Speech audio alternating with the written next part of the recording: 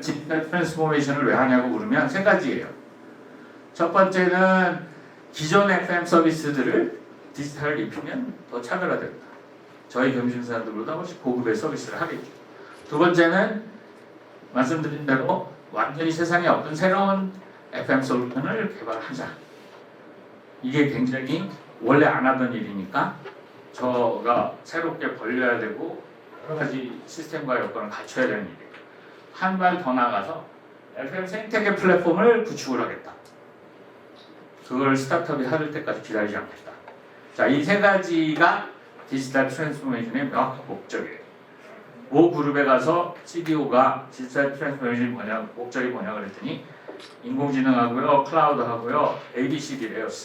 또 뭐라, 빅데이터하고요, 이런 얘기를 하길래 그거는 수단이지 목적은 뭡니까? 그랬더니 대답을 못하고 머리를 긁으면서 CDO가 우리는 회장님이 까랍니다.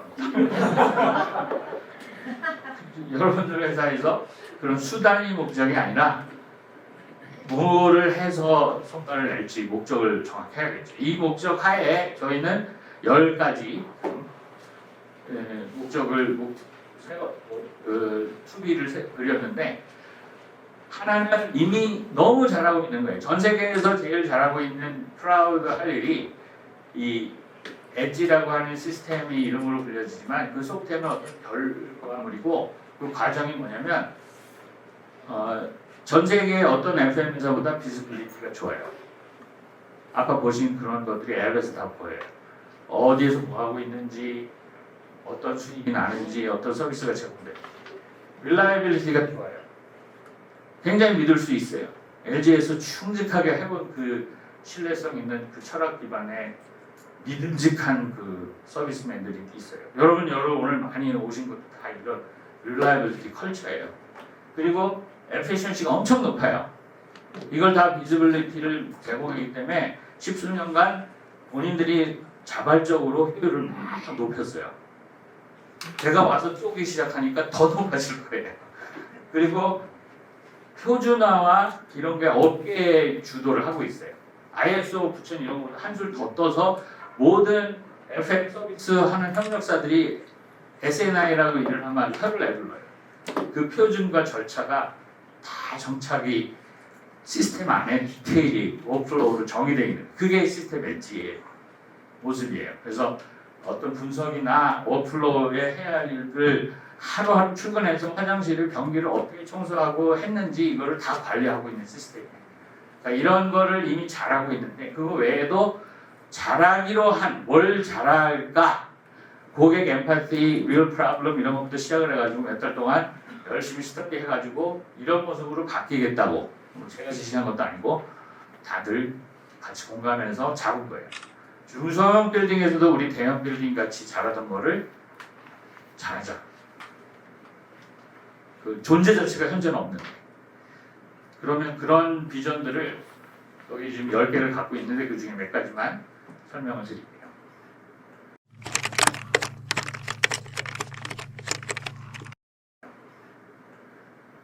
중소형 빌딩에서도 제대로 하려면 우리가 이미 대형 빌딩이 넘버원이 된 것처럼 하려면은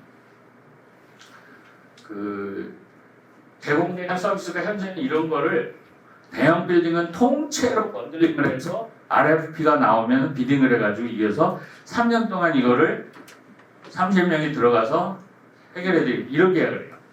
그 방식으로는 중소형 빌딩은 팔 수가 없어요. 그래서 안 들어가고 있어요. 중소형 빌딩은 어포더빌리티도 없고 그런 RFP를 낼 수 있는 오버헤드도 없어요. 저희는 저희대로 그런 이익을 낼 수 없으면 뭐하러 가? 대형 빌딩만 팔지. 이렇게 해온 거예요. 계속 그렇게 해도 돼요. 그래도 CAGR 그냥 유지는 할 수 있어요. 근데 하이어 그로스를 하려고 그러면 또 그게 LG든 어디든 경쟁이 붙어버리면은 디스럽션 있으면은 성장이 안 되니까 성장을 하려면 중소에 들어가기로 했는데 중소에 들어가려면 이 많은 서비스들을 번들링해서 팔 수는 없고 다 단품화를 해서 각자 살 수 있어야 돼요. 건물주 하나가 우리 집 회사 물테크는 가끔 이상하게 센 물 냄새가 나. 그거 청소를 좀 한 달에 한 번씩 해주세요. 이런 거 클릭할 수 있어야 돼요. 그러니까 이거를 앱으로 만들고 개별 아이템으로 팔 수 있도록 해가지고 하는 게 오늘 소개받으신 하이파이널 확장이에요. 지금까지는 LG그룹 임직원들이 온갖 변기가 막혔어요, 오늘 추워요 이런 거를 요청하는 앱이었는데 이제 거기다가 온갖 똘ություն들을 다 초이스해서 클릭하면 엔드 유저들한테 딜리버리가 되는 그런 앱으로 플랫폼으로 확장하는 거예요. 자, 그래서 이 비슷한 게 게임 업체들이 그냥 한 개의 게임을 하는 회사가 아니라 본인 사내에 있는 여러 가지 게임들을 개발하거나 인수해서 그거를 클릭해서 들어가면 종합적으로 서비스를 할 수 있는 이 구조하고 이거를 똑같이 FM 서비스에 대해서 서비스 프로바이드를 하겠다는 거예요. 또 그렇게 해서 중소기업이 막 확산되려면은 사실은 더 중요한 채널이 필요해요. 현재 FM 서비스 중소기업들 채널이 어딜까요? 예를 들어서 여러분들이 건물주야, 20층짜리 건물을 가지고 있어. 그런데 청소를 해야 되겠어. 동네 청소 서비스 하는 뭐 브랜드도 없는 영세업체를 부를 수밖에 없어요. 아까 그 프래그멘트 돼 있는 식장이에요. 자, 이거를 공급자들이 중소기업, 부티크부터 대기업, SNI, 뭐 S1 이런 회사들이 있는 서플라이어들이 있는데 수요자들은 대형 빌딩뿐 아니라 온갖 건물주. 아까 저희가 하고 있는 시장 그 대형에 비해서 10배가 넘는 그 시장의 수요자들이 이 플랫폼이 생기면 원래 중고 물건 안 사시다가 당근마켓 생긴다고 하면서 많이 파신다면서요. 네. 채널이 생기면 매치메이킹이 일어나면 플랫폼의 트래픽이 엄청 보이죠. 이런 사건을 일으키는 게 마켓플레이스 플랫폼이에요. 커넥트만 하는 거예요. 컨텐츠는 안 하는 거예요. 예를 들어서 넷플릭스가 플랫폼을 하거나 에어비앤비가 플랫폼을 하면 컨텐츠를 하는 게 아니라 연결만 시키는 거예요. 숙박업소 하나도 없어서 수요자와 공급자 연결만 시켰더니 세계에서 제일 큰 숙박업 하는 회사가 된 거잖아요. 그런 종류가 이 커넥트 플랫폼인데 FM에 대해서 그렇게 하겠다는 거예요. 카카오가 하기 전에.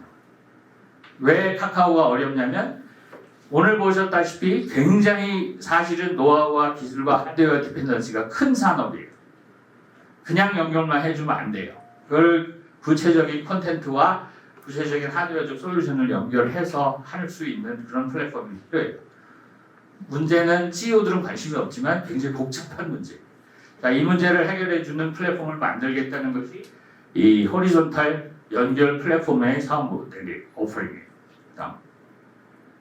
그리고 이 지보 임직원들 중에 전부는 아니지만 대부분은 현재는 성실분명하게 오늘 보신 인원들처럼 그 본인의 직무를 건물 관리와 안전과 보안과 이런 거를 하시는 직원들인데 그 중에 단 10%라도 유통과 프랜차이즈 형태의 비즈니스맨으로 컨버전을 할 거예요.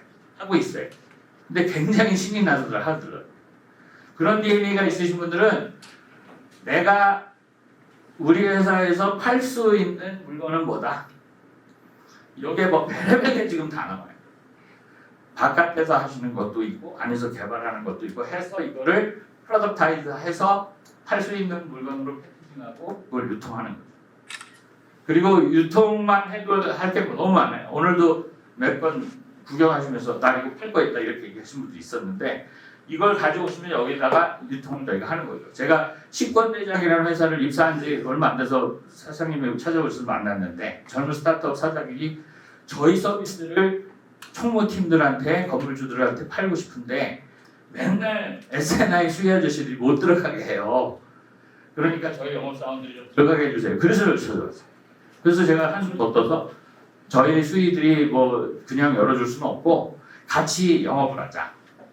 그래서 그 식권대장이라는 서비스를 저희 파이낸플 소프트웨어에다 얹었어요. 그러니까 둘 다 너무너무 좋은 거죠. 특히 누가 좋아요? 건물주 테넌트들이 더 이상 이제 식사를 하실 때 식권대장으로 오늘 점심 뭐 먹을지를 원래 저희가 구내 식당에서 뭐 먹을지 서비스가 있거든요.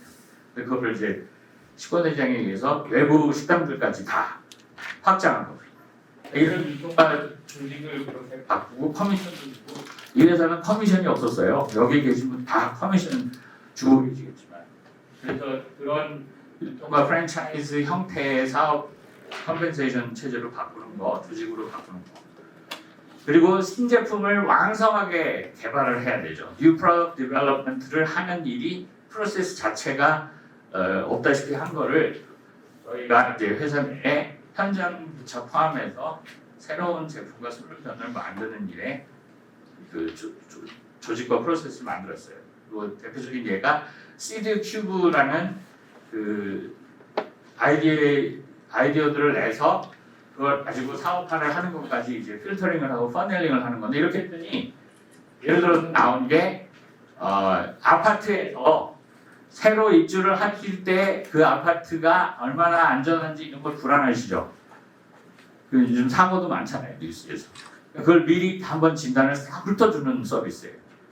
대형 건물에서는 저희가 몇십 년간 해온 고도의 서비스인데 아파트는 그걸 해주니까 감동을 하시더라고요. 근데 그거를 우리가 사업 모델화해서 아파트에도 진출하자. 또 출퇴근하는 직원들이 차 세워놓고 있으면 그 사이에 가서 세차를 깔끔하게 해주는 서비스. 이게 있기는 있어요. 근데 이거를 훨씬 고도화하고 편리하게 만들어서 해주자. 또 이 앉아 계시는 의자들이, 남자들은 저도 몰랐는데 위생에 대해서 별로 신경 안 쓰는데 여자분들은 엄청 불안하고 신경 쓰시더라고요. 의자 청소를 해달라. 아까 그 파인애플에 클릭만 하면 내 자리에 와서 청소 딱 해주는 거예요. 그게 개인이든 회사이든 그 서비스를 할 수 있는 거죠. 이 직진 자동 회전문은 특허까지 냈어요.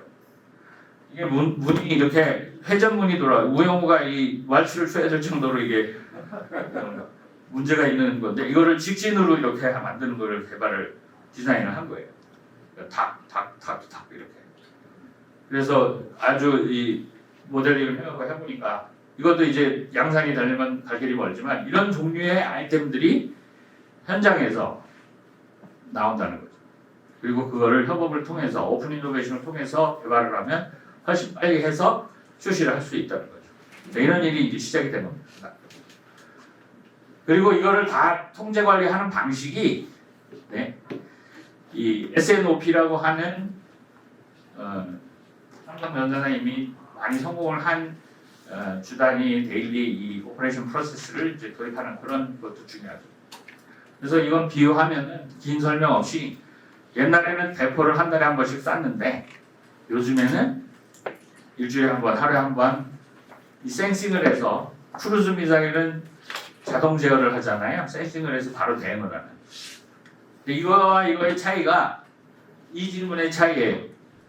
그냥 주기적으로 한 달에 한 번 결과만 수급하고 붙이세요. 이렇게 하는 회사하고, 데일리로 어디로 움직이고 있는지, 그래서 사전에 월말 결산, 연말 결산, 분기 결산 하기 전에 액션을 취할 수 있게 하는 회사. 여러분들 회사들이 리더십에 의해서 이걸 하고 있겠지만 시스테매틱하게 이걸 하는 체제가 SNOP예요.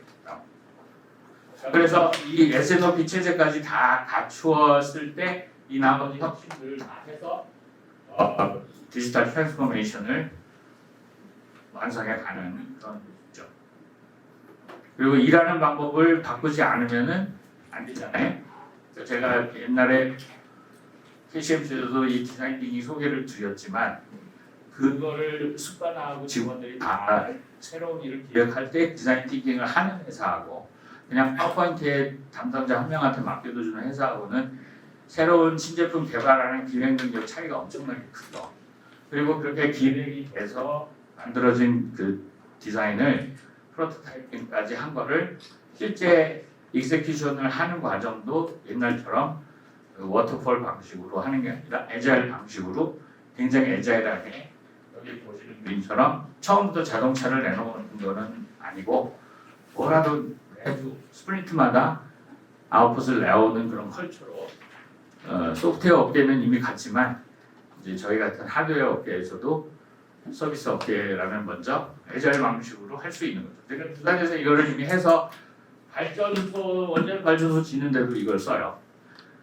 그러니까 우리 산업에는 안 맞아. 이건 이제 말이 안 되는 거죠. 지금 FM에서도 온갖 서비스들을 애자일 방식으로 하도록 바꿔가고 있습니다. 그다음, 그리고 이제 우리 AWS 함선장님 시간 돼서 가셨는데 가서 베조스의 플라이휠, 플랫폼 사업을 하는 분들은 이게 되게 중요한 컨셉이죠. 어떻게 이게 속도가 붙어서 막 엄청난 익스포넨셜 그로스를 만들기 시작하느냐. 서플라이어와 디맨드가 이게 공급이 돼서 서비스 오퍼링이 건물 가치를 올려주는 경험을 엔드 유저들 현장에서도 하고 건물주들도 하면 이제 지속 성장을 하는데 이거를 가속을 시켜야 되잖아요.